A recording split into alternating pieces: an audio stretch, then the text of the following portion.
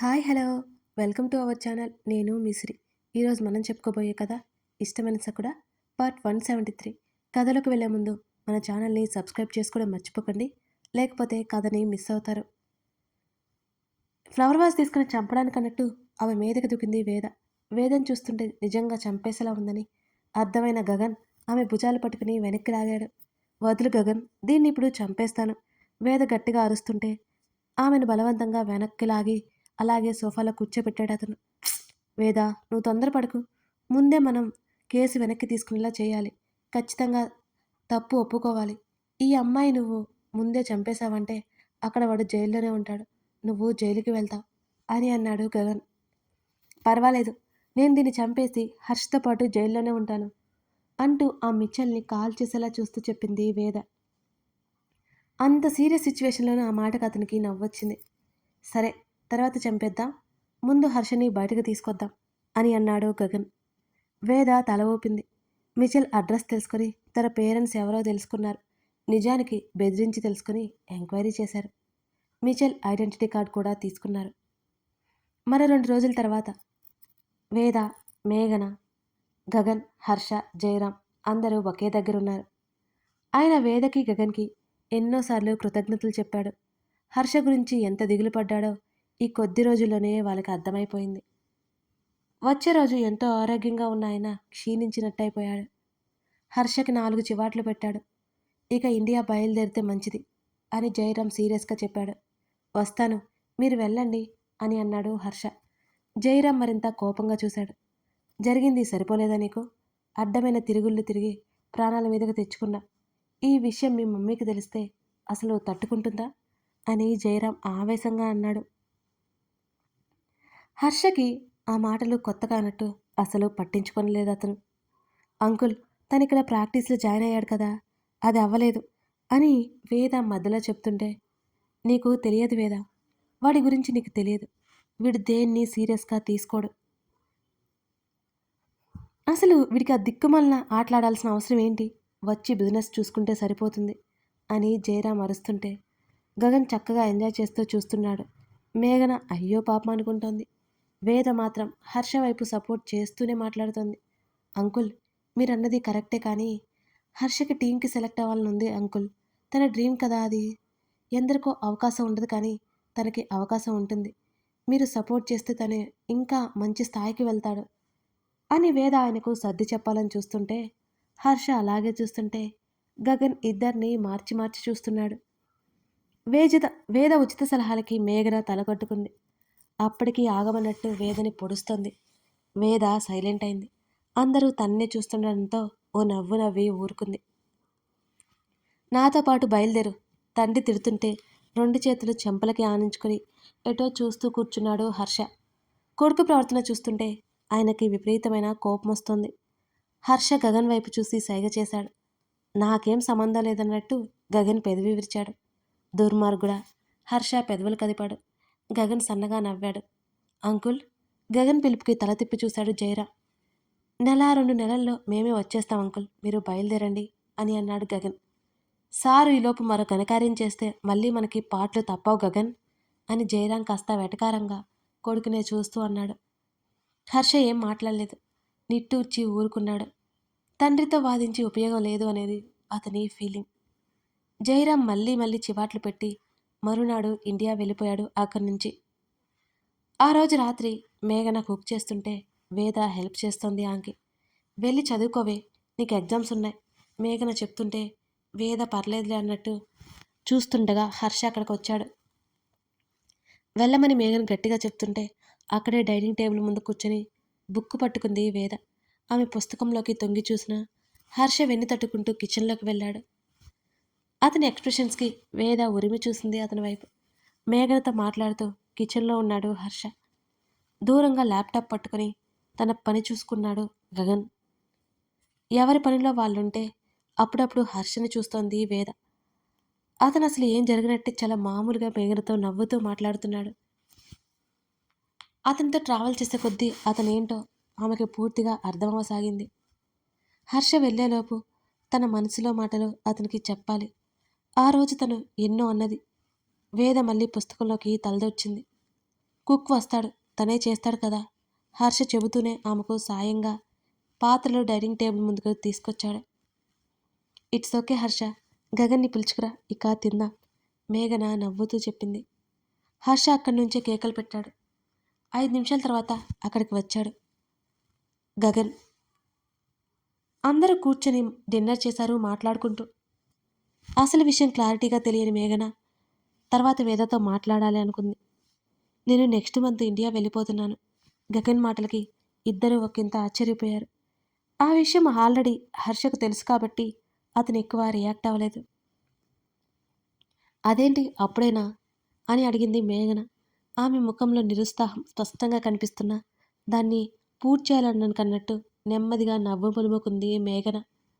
Yes, అతని గొంతులో ఖచ్చితంగా వెళ్తున్నట్టు ఒకలాంటి స్థిరత్వం కనిపించింది మేఘనకి. తన మనసులో ఉన్న మాటలు అతనికి చెప్పాలి త్వరగా. మేఘన డిసైడ్ అయింది. మరి నువ్వెప్పుడు? హర్షని చూస్తూ అడిగింది వేద. నేను కూడా జంప్ అయిపోతున్నాను. ఇక నా గొడవ వదిలిపోతుందిలే, హాయిగా ఉండు నువ్వు. హర్ష చాలా మామూలుగా అన్న ఆ మాటకి వేద మనసు చివుక్కుమంది. ఆమె భావాలను ముఖంలో కనిపించనీయకుండా చాలా మామూలుగా జాగ్రత్త పడుతూ ఉంటాను, నువ్వేం కంగారు పడకలే అన్నది వేద వెటకారంగా. ఎవరైనా ఏమైనా అంటే ఆమెకి ఎదురుకెదురు మాట్లాడడం అలవాటు. అవతల వాళ్ళకి వడ్డించే వరకు వేదకి నిద్ర పట్టదు. మేఘన మాత్రం ఎటూ తేల్చుకోలేని స్థితిలో ఉంది. ఇక మేము వెళ్ళిపోతాం, మమ్మల్ని డ్రాప్ చేయవా గగన్ అని అడిగింది వేద. అదేంటి? హర్ష ఆశ్చర్యంగా అడిగాడు. అవును, వెళ్ళాలి కదా మేము. ఉండకుండా రూమ్కి రెంట్ పే చేస్తున్నాం, కార్కి కూడా అని వేద నవ్వింది. వాళ్ళని నొప్పించకుండా ఆ విషయాన్ని చాలా మామూలుగా చెప్పాలని చూస్తుంది వేద. సరే, ఈ నైట్ ఉండండి, రేపటికి డ్రాప్ చేస్తాను గగన్ అన్నాడు. వేద తల ఊపింది. ఆ రోజు రాత్రి హర్షకి నిద్ర పట్టక హాల్లోకి వచ్చాడు. వేద పుస్తకం ముందేసుకుని చదువుకుంటోంది. మిడ్ నైట్ కూడా చదివితే హెల్త్ పాడవుతుంది. హర్ష చెప్తూనే కాస్త ఆమెకు పక్కన వచ్చి కూర్చున్నాడు సోఫాలో. నాకు ఎగ్జామ్స్ ఉన్నాయి బాబు, బోల్డన్ని చాప్టర్స్ పెండింగ్ ఉన్నాయి, చదవాలి. ఆమె అతని వైపు చూడకుండానే చెప్పింది. ఆ పుస్తకం వైపు చూసి దడుచుకున్నాడు హర్ష. అవును కానీ రేపు చదువుకోవచ్చు కదా అని అన్నాడు హర్ష. ఇంకో అరగంట అంతే, ఆమె పేజీ తిప్పుతూ చెప్పింది. ఆమె పక్కనే మరో బుక్లో ప్రాక్టీస్ చేస్తోంది వేద. నీ బుర్రే బుర్ర అని అన్నాడు హర్ష.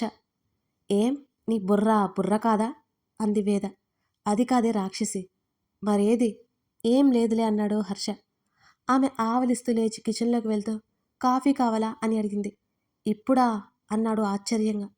నీకు కావాలా వద్దా చెప్పు అంది వేద. ఓకే అన్నాడు. మరో 5 నిమిషాల్లో ఆమె కాఫీ కలుపుకొని వచ్చి అతనికి కప్పిచ్చింది. అబ్బా, షుగర్ ఎక్కువైంది అని అన్నాడు హర్ష. నాకు ఇలాగే ఇష్టం, ఆ చేతికి ఆ తీపికి పర్ఫెక్ట్ అన్నది దాని రుచి ఆస్వాదిస్తూ. రోజు ఇలా తాగితే అంతే సంగతి అన్నాడు హర్ష. తమరిలాగా నాకు రోజు అలవాట్లేదులే, అప్పుడప్పుడు అని ఆమె తాగేసి పక్కన పెట్టేసింది. ఆమె మళ్ళీ బుక్ తీసుకుని ప్రాక్టీస్ చేసుకుంటూ కూర్చుంది. అతనికి తన తల్లితో మాట్లాడాలనిపించింది. టైం చూసుకున్నాడు. అక్కడ మధ్యాహ్నం అయ్యుంటుంది. అతను ఫోను తీసుకుని పక్కకెళ్ళిపోయాడు. అతను మరో 30 గంట మాట్లాడి తిరిగి వచ్చేసరికి వేద పక్కకు వాలి నిద్రపోతూ కనిపించింది. ఆమె ఒడిలో పుస్తకం అలాగే ఉంది. మరో పుస్తకం ఆమె ముందుంది. ఆమె వేళ్ల మధ్య పెన్ను కాస్త పక్కకు వాలి ఉంది. ఆమె వెనక్కి వాలి నోరు తెరిచి నిద్రపోతోంది. అతను నవ్వుకున్నాడు ఆమెను చూసి. ఆమె దగ్గరికి వచ్చి లేపబోయి ఆమె ముఖం వైపు చూశాడు. అతను కొన్ని క్షణాలు అలాగే చూశాడు. తెరుచుకున్న ఆమె పెదవుల వైపు అతని చూపు పడి అదిరిపడి తల విదిలించుకున్నాడు హర్ష. పోయినసారి వదిలేసింది కానీ ఈసారి పొరపాటున ముట్టుకున్నానంటే చంపినా ఆశ్చర్యపోక్కర్లేదు ఈ రాక్షసి అనుకుని భుజం మీద తట్టుకున్నాడు హర్ష. ఆమె భుజం తట్టాడు నెమ్మదిగా. అంటూ మూలిగింది కానీ కళ్ళు తెరవలేదు. వేదా, ఇంకా ఇక్కడే పడుకున్నావేంటి? అతను మరోసారి తడుతూ పిలిచాడు. తన భుజం తడుతున్న అతని చేతిని అందుకుని ఆమె క్షణాల్లోనే గాఢంగా నిద్రలోకి వెళ్ళిపోతుంటే అతను కొన్ని క్షణాల్లోనే అలాగే ఆశ్చర్యంగా చూశాడు ఆమె వైపు. గబుక్కున చేతిని వెనక్కి తీసుకున్నాడు. ఆమె వెనక్కి వాలి పడుకుంది. బుక్స్ తీసి టీపాయ్ మీద పెట్టి అతను అక్కడి నుంచి వెళ్ళిపోయాడు. మరునాడు ఉదయం వేద, మేఘన తను వస్తువులన్నీ సర్దుకొని అక్కడి నుంచి వెళ్ళిపోయారు. వేద లోపలికి వెళ్ళిపోయింది. ఏదో చెప్పాలన్నట్టే గగన్ని పిలవబోయింది మేఘన. కానీ చివరి క్షణంలో ఆమె మాట రాపేసింది. బాయ్ అతనికి చెప్పగానే అతను సరే అన్నట్టు చూశాడు. అతని కారు ముందుకెళ్ళిపోయింది. మొన్నటి వరకు దగ్గరగా ఉన్నట్టు అనిపించిన వ్యక్తి ఇంకా దూరంగా ఉన్నట్టు అనిపిస్తుంటే ఇప్పుడు మేఘనకి ఏదోలా ఉంది. అతని ప్రవర్తన వల్ల తెలియకుండానే ఆమె మనశ్శాంతిని కోల్పోతోంది. ఎవరికి చెప్పలేక, చెప్పుకోలేక లోపల ఏదో బాధ. తన తల్లిదండ్రుల తర్వాత వేద అంటే చాలా ఇష్టం మేఘనకి. ఇప్పుడు అందరికంటే గగన్ మీద తన ప్రాణాలు పెట్టేసుకున్నట్టుంది.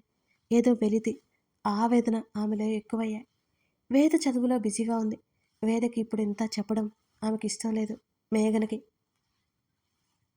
రోజులు ముందుకెళ్ళిపోతున్నాయి. వేద బాగా చదువుకుంటోంది. ఆమె టైం వేస్ట్ చేయకుండా చూసుకుంటోంది. ఎక్కువ తన చదువు మీద దృష్టి పెడుతోంది. ఆమె పరీక్షలు దగ్గర పడ్డాయి. ఎవరి పనిలో వాళ్ళు బిజీగా ఉన్నారు. హర్షకి మాత్రం ఇంటి నుంచి చివాట్లు తప్పలేదు. అసలు విషయం తల్లికి కూడా తెలిసి ఇండియా రమ్మని ఇంట్లో వాళ్ళు గొడవ పెడుతున్నారు. వేద ఎగ్జామ్స్ అయిపోయాయి. ఇంటికి వచ్చిన తర్వాత తల్లితో మాట్లాడుతుంది చాలా హుషారుగా. ఆ రోజు సాయంత్రం మేఘన ఇంటికి వచ్చింది. మేఘన యాంత్రికంగా అన్నీ చేస్తోంది, కానీ ఆమె ఆలోచనలు ఎక్కడో నిలిచిపోయాయి. ఆమె ప్రేమను బయటపెట్టకుండానే ఆమె ఏదో బాధ, దిగులు. ఆమె ప్రేమ ఆదిలోనే అంతమవుతుందనే భయం కూడా మొదలైంది మేఘనలో. మేఘ అమ్మ వేద పిలుపుకి నవ్వుతూ దగ్గరికి వెళ్ళింది. ఏమితో కాసేపు మాట్లాడింది మేఘన. మేఘ, ఈసారి నువ్వు కూడా నాతో ఇండియా రావాలి అని వేద అడుగుతుంటే మేఘన మౌనంగా ఉంది. ఏమైంది అని అడిగింది వేద. అంటే అది ఒక ఇంపార్టెంట్ వర్క్ ఉంది, దాని గురించి ఫ్రీ అయితే నీతో పాటు వస్తాను, లేకపోతే కాస్త లేటుగా వస్తాను అన్నది మేఘన. ఏంటది? వేద నిరాశగా చూసింది. ఆఫీస్ వర్క్లే అంది మేఘన. అబ్బా మేఘ, మేము ముగ్గురం వెళ్ళిపోతే నువ్వు ఒక్కదానివి ఇక్కడ ఉండడం నాకు ఇష్టం లేదు బెంగగా చెప్పింది వేద. వేద వెల్లో తల పెట్టుకుని పడుకుంది మేఘన. మేఘనకి ఎందుకో బాగా ఏడుపు వస్తుంది. ఆమె ఏది బయటికి వ్యక్తపరిచే స్థితిలో లేదు. ముందు గగన్తో మాట్లాడాలి అనుకుంది.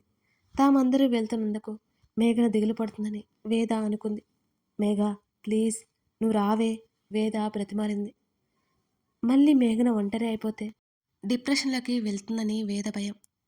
నేను ప్రయత్నం చేస్తాను వేదు అని కళ్ళు మూసుకుని పడుకుంది. నేను ఇవాళ హర్షకు అసలు విషయం చెప్పబోతున్నాను. ఇండియా వెళ్తే అస్సలు చెప్పగలనో లేదో నాకు తెలియదు మేఘ అని వేద చెప్తుంటే ఇవాళ అని ఆశ్చర్యంగా అడిగింది మేఘన. ఇంకా హర్ష 10 డేసే ఇక్కడ ఉంటాడు. ఇవాళ నేను చెప్పేస్తాను. తను ఏం చెప్తాడో వింటాను. తను ఏది చెప్పాల్సిన అవసరం లేదు. ఆలోచిస్తానన్నది అది చాలు నాకు. నేను తెలుసుకోవాలనుకుంటున్నాను తన మనసులో ఏముందో అని ఆగి, అబ్బా హర్షను తిట్టడానికి కూడా ఏమనిపించదు, కానీ ఇప్పుడు మాత్రం భయంగా ఉందే అంది వేద. ఆమె మాటలకి మేఘన నవ్వుతూ చూస్తుంది. కథ కొనసాగుతోంది. ఇప్పుడు మేఘన అలాగే వేద వాళ్ళ ప్రేమ విషయం చెప్పాలి అనుకుంటున్నారు. మరి చెప్తారా? చెప్పిన తర్వాత వాళ్ళ రియాక్షన్స్ ఏమై ఉంటాయి తెలుసుకోవాలంటే అస్సలు మిస్ అవ్వకుండా చూడండి. అలాగే ఒక చిన్న విషయం అండి, పాస్ట్ ఎందుకు అని అంటున్నారు. కథ అంటే ఒక్క భావం మాత్రమే కాదండి, అనేక భావాల సమ్మేళనం. ఇది కాల్పనిక కథే అయినా బోల్డ్ అన్ని ఉంటాయి ఇందులో. కాబట్టి ఓపికగా ఎదురు చూడండి, మీకు చాలా నచ్చుతుంది. Thank you.